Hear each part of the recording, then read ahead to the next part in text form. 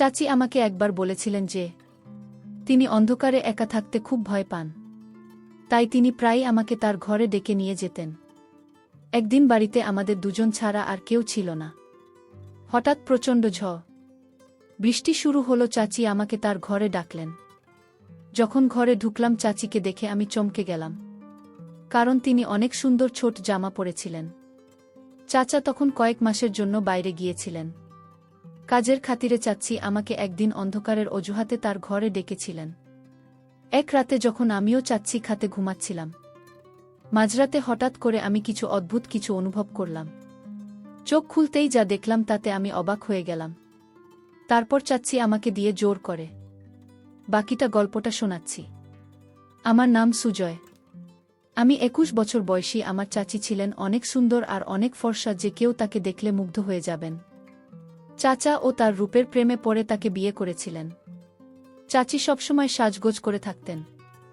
একাদশ শ্রেণীর পরীক্ষা দেওয়ার পরে আমার ছুটি শুরু হয়েছিল, তাই আমি মা বাবার কাছে অনুমতি নিয়ে চাচি ও চাচার বাড়িতে ছুটি কাটাতে যেতে চেয়েছিলাম।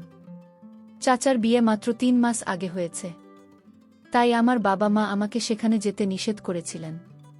কিন্তু আমি অনেক বছর ধরেই চাচার বাড়িতে যাইনি, এমনকি তাদের বিয়েতে যেতে পারিনি, কারণ তখন আমার পরীক্ষার সময় ছিল। চাচার সঙ্গে দেখা করার জন্য আমি খুব আগ্রহী ছিলাম এবং নতুন চাচিকে দেখতে চাইছিলাম। বাবার কথা ছিল যে আমরা পরে কখনো দেখা করতে পারব, কিন্তু আমি তখনই যেতে চাইছিলাম। শেষ পর্যন্ত অনেক বুঝিয়ে বাবা চাচার বাড়িতে যাওয়ার জন্য রাজি করালাম।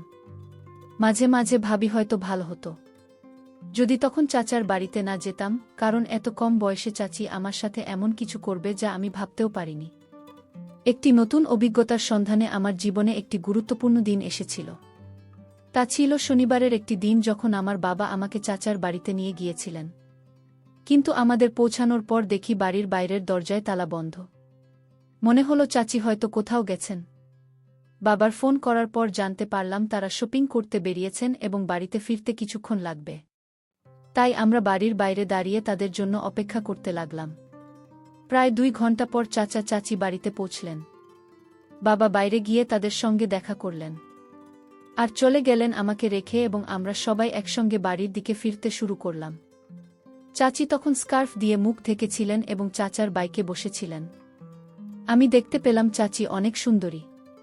চাচা ছিলেন সাধারণ দেখতে, কিন্তু চাচি সত্যিই সুন্দর ছিলেন। অন্যদিকে চাচা হঠাৎই আমাকে ডাকলেন, সুজয়, কি দেখছো তুমি?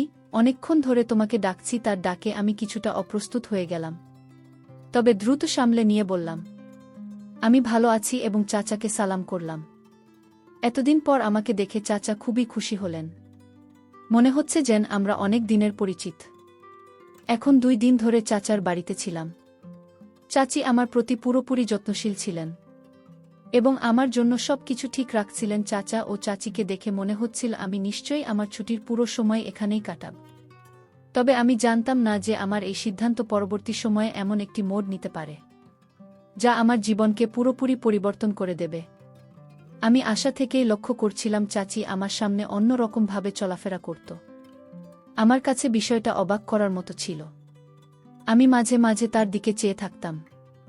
আমি মনে মনে ভাবতাম এসব চাচির কাছে সামান্য, কারণ তিনি শহরে থাকেন আর শহরের সবাই এই রকম ভাবে চলাফেরা করে আমার কাছে অন্যরকম লাগত। কারণ আমি গ্রাম থেকে এসেছি, সেখানে কেউ এভাবে চলাফেরা করত না। আমি আসার পর থেকেই চাচ্ছি আমার অনেক কাছাকাছি থাকতে শুরু করেছিল। তার এমন ব্যবহারে আমি মাঝে মাঝে ভাবতাম আমরা অনেক আগে থেকেই পরিচিত। তৃতীয় দিন সকালে আমি যখন ঘুম থেকে উঠলাম, তখন বেলা 4টা। ঘর থেকে বেরিয়ে দেখি চাচা ব্যাগ গোছাচ্ছেন। তাকে ব্যাগ করতে দেখে আমি জিজ্ঞাসা করলাম, চাচা, আপনি এত সকালে কোথায় যাচ্ছেন? চাচা বললেন যে তাকে একটি জরুরি কাজে 2 মাসের জন্য বিদেশে যেতে হচ্ছে। আমি হতাশ হয়ে বললাম, কি বলছেন চাচা? আমি তো এখানে মাত্র 2 দিন হলো এসেছি, এবং আপনি এত তাড়াতাড়ি চলে যাচ্ছেন। আমি আপনাকে যেতে দেব না। চাচা আমাকে বোঝাতে লাগলেন, এটা আমার জন্য একটি গুরুত্বপূর্ণ সুযোগ। যদি আমি হারিয়ে ফেলি তাহলে আমি নিজেকে মূর্খ মনে করব। এই প্রজেক্টে কাজের অভিজ্ঞতা আমাকে ভবিষ্যতে একটি ভালো পদে এনে দিতে পারে। চাচার কথার গুরুত্ব বুঝতে পেরে আমি আর কিছু বললাম না। বললাম ঠিক আছে। আজ সন্ধ্যায় আমি বাবাকে জানিয়ে দিচ্ছি এবং আমি নিজের বাড়ি চলে যাব। বাবা এসে আমাকে নিয়ে যাবে। কারণ আপনি না থাকলে আমি এখান থেকে কি করব? চাচা বললেন, সুজয় এখন আমি চলে যাচ্ছি।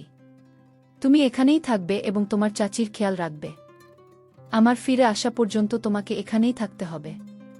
তার কথা শুনে আমি অবাক হয়ে গেলাম।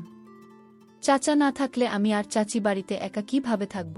চাচা আরও বললেন, মনে রেখো তোমার চাচি অন্ধকার থেকে ভয় পায়।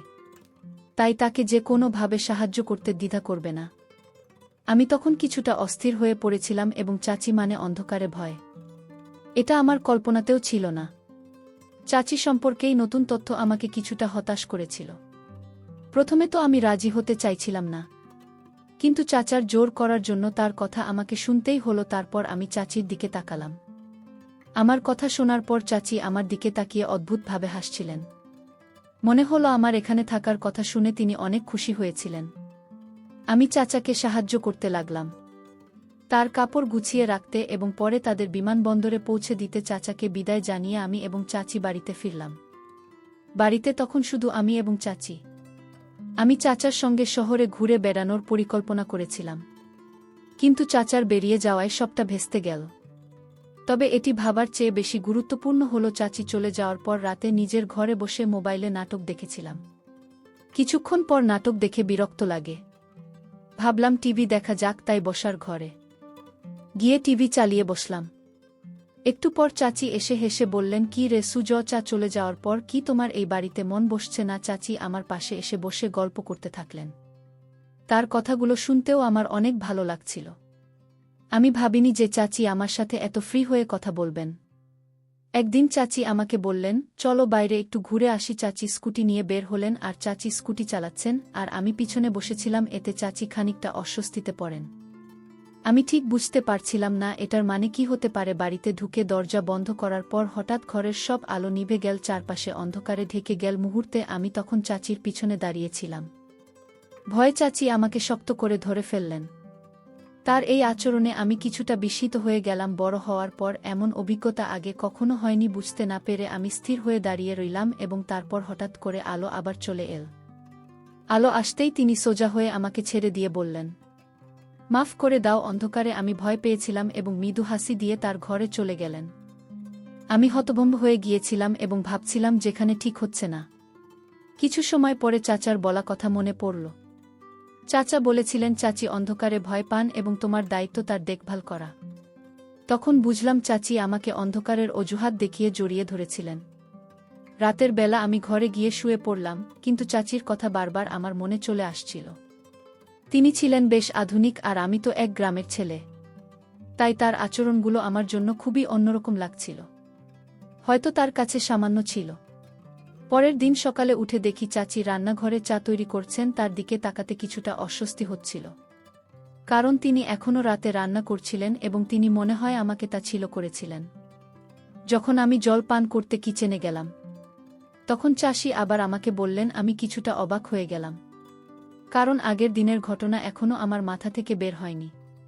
তিনি হাসি মুখে বললেন, আরে সুজয়, কিসের এত লজ্জা? আমি তোমার চাচি, আর চাচির কাছে কোনো কিছু রোজ করতে হয় না।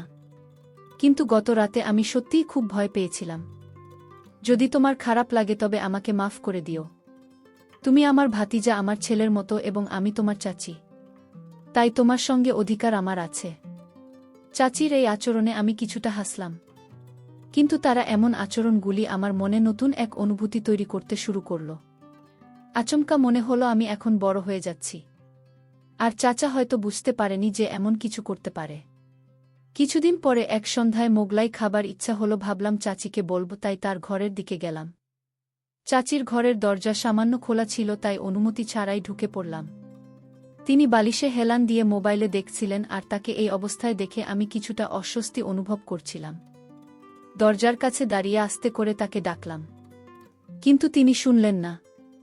মোবাইলে মনোযোগ থাকার কারণে আমার ডাক্তার কানে পৌঁছায়নি। একটু সাহস সঞ্চয় করে ধীরে ধীরে তার পাশে গিয়ে দাঁড়ালাম। আমি যখন চাচির মোবাইলের দিকে তাকালাম তখন চোখ কপালে ওঠার মতো। অবাক হলাম, যা দেখেছিলাম তা আমার কাছে একদম নতুন ছিল। খানিকটা অস্বস্তি হচ্ছিল, তাই তাড়াতাড়ি দরজার কাছে ফিরে গিয়ে চাচিকে একটু জোরে ডাকলাম। চাচি হঠাৎ চমকে উঠে বসে পড়ে এবং কিছুটা বিস্মিত হয়ে বললেন, কি হয়েছে? আমি বিষয়টা এড়িয়ে গিয়ে শুধু বললাম, কিছু না। তারপর নিজের ঘরের দিকে চলে গেলাম। ঘরে ফেরার পথে মনে পড়ছিল চাচিকে আজ একটু আলাদা লাগছে। রাতের বেলা ভারী বৃষ্টি হচ্ছে। হঠাৎ বিদ্যুৎ চলে যাওয়ায় চাচি আমাকে ডাকলেন। আমি তার ঘরে গেলে চাচি আমাকে বসতে বললেন। তাকে দেখে মনে হচ্ছিল তিনি বেশ সুন্দর লাগছিলেন। চাচি বললেন, সুজয়, তুমি যতক্ষণ লাইট আসে আমার কক্ষে থাকতে পারো। আমাকে অন্ধকারে ভয় লাগে। আমি সেখানে থাকতে রাজি হলাম। আমরা কিছুক্ষণ ধরে কথা বলতে লাগলাম। চাচি আমাকে জানালেন চাচি ও চাচা আর খুব তাড়াতাড়ি বিয়ে হয়েছিল। তিনি বললেন, আমার ও তোমার চাচার 1 বছর আগে প্রথম সাক্ষাৎ হয়েছিল এবং আমাদের প্রেম এত দ্রুত বাড়তে থাকে যে আমরা কিছুদিনের মধ্যেই বিয়ের সিদ্ধান্ত নিই। গল্প করতে করতেই সময় চলে যায়। যখন আমি ফের ঘরে যাবার কথা ভাবছিলাম তখন চাচি আমায় বললেন, সূর্য, যদি তোমার আপত্তি না থাকে তাহলে কি তুমি আজ রাতে আমার ঘরে থাকতে পারো? আমার মনে কোনো দ্বিধা ছিল না, কারণ চাচি ও আমি একা ছিলাম। তার সাথে গল্প করতে আমার বেশ ভালোই লাগত। তাই আমি রাজি হয়ে গেলাম। আর চাচাও আমাকে আগেই বলে রেখেছিলেন যে চাচির খেয়াল রাখতে। সারা রাত বৃষ্টির আওয়াজ চলছিল এবং আমি ঘুম থেকে উঠে দেখলাম চাচি অত্যন্ত আনন্দিত, যা আগে কখনো আমি তার মুখ দেখিনি।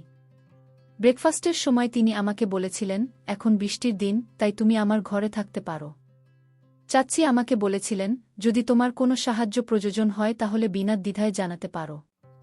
রাতে আমরা গল্প করছিলাম, কিন্তু হঠাৎ করে আমার শরীরটা একটু খারাপ লাগতে শুরু করল।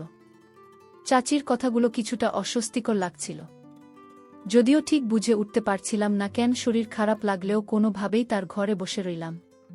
এখানে আসার পর থেকে চাচি আমাকে রোজ রাতে 1 গ্লাস করে দুধ পান করতে দিতেন। আজও তিনি দুধের গ্লাস নিয়ে আসলেন। আমি খেতে খেতে গল্প চালিয়ে যেতে থাকলাম। একসময় অজান্তে ঘুমে ঢুলতে শুরু করলাম, আর কিছুক্ষণ পর ঘুমিয়ে পড়লাম। চাচিকে জান রাতে আর সৌন্দর্য লাগছিল, তবে মনেও নানা রকম চিন্তাবিদ করছিল। তার পরের দিনের কথা মনে একটা অদ্ভুত হচ্ছিল, যখন দেখলাম চাচি বাইরে গেছেন আর তার ফোনে বারবার কল আসছে। হঠাৎ পেটে আবার ব্যথা শুরু হলো। আমি তখন বাবাকে ফোন করে জানালাম যে বাড়ি ফিরতে চাই। বাবার কথায় চাচি কিছুটা বিরক্ত হয়ে বললেন, কি তোমার চাচা কি তোমাকে বলেনি যে আমাকে দেখতে হবে, এখনই যেতে পারবে না? চাচির কথা শুনে আমি কিছুটা হতবাক হয়ে গেলাম। কোনো সম্পর্ক আর কি দেখার কথা? সবকিছু জট পাকিয়ে গেল। আমি যখন বিষয়টা জানতে চাইলাম, তিনি বললেন, আমি জানি না, তবে তোমাকে এখানেই থাকতে হবে। চাচি আমাকে যেতে না দেওয়ার জন্য জোর করছিলেন, কিন্তু পেটের ব্যথা ততক্ষণে বেড়েই চলেছিল। এই অবস্থায় আমি বেশ অস্থির হয়ে উঠেছিলাম, কারণ ব্যথা কমার কোনো লক্ষণই ছিল না। কিন্তু আমি বুঝতেই পারছিলাম না কেন আমি এমন হচ্ছে। এমন অভিজ্ঞতা আমার জন্য নতুন ছিল। চাচা বাইরে গেছেন প্রায় 1 সপ্তাহ। সন্ধ্যা 7টায় বাড়ির বেল বেজে উঠবেন, ফলে চাচি দরজা খুলতে গেলে দরজা খুলতেই পুলিশ দাঁড়িয়েছিল। পুলিশকে দেখে চাচি কিছুটা ভয় পেয়ে গেলেন। পুলিশ চাচিকে জিজ্ঞাসা করলেন, আপনার আসল উদ্দেশ্য কি? আমি কিছুই বুঝে উঠতে পারছিলাম না। এদিকে আমার পেছনে বাবা চাচিকে নিয়ে এসে হাজির হলেন, আর চাচার হাতে বেশ কিছু ফাইল ছিল। হঠাৎ আমি বলে উঠলাম, চাচা, আপনি তো কাজের জন্য 2 মাসের জন্য বিদেশে গিয়েছিলেন। এরপর বাবার দিকে ফিরে জিজ্ঞাসা করলাম, সব কিভাবে ভাবে ঘটছে? বাবা আমাকে জানালেন, যখন তোমাকে এখানে রেখে আসি তখন আমি থানায় গিয়েছিলাম। সেখানে এমন এক মেয়ের সম্পর্কে জানতে পারি, যার খোঁজ আমার সহকর্মীরা করছিল। আমি মেয়েটিকে চিনতে পারিনি, তবে সোশ্যাল মিডিয়ায় চাচার ছবি দেখে বুঝলাম আসলে তোমার চাচার নাম পরিবর্তন করে পরিচয় লুকিয়ে চাচিকে বিয়ে করেছেন। চাচার ফোন কেটে যাওয়ার পরেই বাবার কাছে বিস্ময়কর তথ্য এল, চাচা আর চাচি বেআইনি কাজে জড়িত ছিলেন এবং অন্যদের ফাঁদে ফেলেছিলেন। এভাবে তার টাকা ইনকাম করতেন। আমার সাথে এমনটা ঘটাতে চাইছিল। তখনই বুঝলাম কেন আমার পেটে এত অস্বস্তি ব্যথা হচ্ছিল।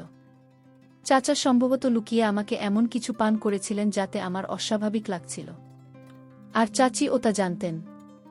গত রাতের ঘটনাগুলো মনে করতে শুরু করলাম। মনে হল চাচা আর চাচি সম্পর্কের মূল্য না দিয়ে কেবল দ্রুত টাকা কামানোর মোহে অন্ধ হয়ে গিয়েছিলেন। ধীরে ধীরে বিষয়টি পরিষ্কার হল। কেন চাচা এত দ্রুত এই শহরে উন্নতি করলেন? আমি চাচার আতিথ্য উপভোগ করতে গিয়েছিলাম, কিন্তু তারা আমাকে ধোঁকা দিয়েছেন। বাবা বিষয়টি নিয়ে খোঁজ না করলে হয়তো আমি আরও বিপদে পড়তাম। আজকাল সম্পর্ক, ভালোবাসা, অনুভূতির কোনো মূল্যই নেই। মনে হয় সবাই কেবল নিজের সাথেই চলে। তাই যা একসময় ছিল এখন আর তা নেই। এই গল্পে প্রিয়জন বা আপনি ছদ্মবেশে থাকা মানুষও ক্ষতি করতে পারে। ফলে এমন কারও প্রতি অন্ধভাবে বিশ্বাস না করে প্রতিটি সম্পর্কে সতর্কতার সাথে পর্যবেক্ষণ করা প্রয়োজন। বন্ধুরা, আজকের গল্পটি কেমন লাগলো তা অবশ্যই কমেন্ট করে জানাতে ভুলবেন না। আর এরকম নতুন নতুন গল্প পেতে চ্যানেলটিকে সাবস্ক্রাইব করে পাশে থাকবেন। ধন্যবাদ।